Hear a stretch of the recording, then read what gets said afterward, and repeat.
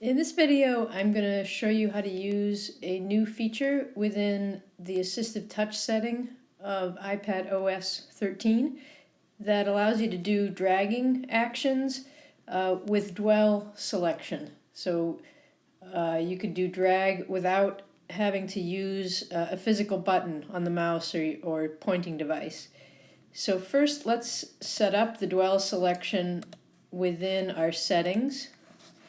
And I'm in the Assistive Touch settings screen here, and I'm just going to turn on dwell control.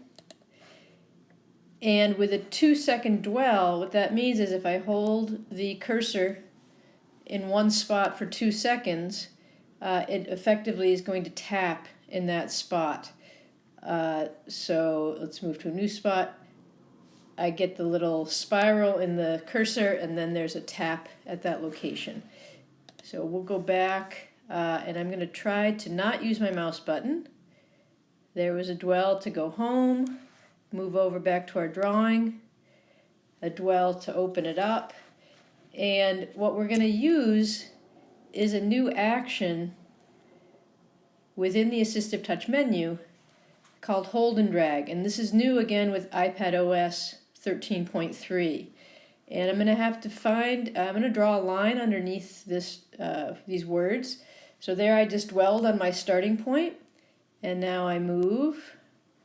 No button held down, I'm just moving the mouse cursor, and when I get to the end, I dwell, and it lets go. So now I can move the mouse cursor, there's no drag. So again, I go into Assistive Touch menu, and every time I want to do this, I have to go and pick this action.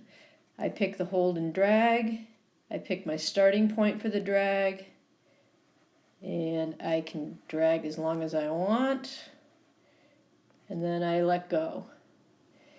And that's all there is to it. Dragging with dwell selection in iPadOS 13.3.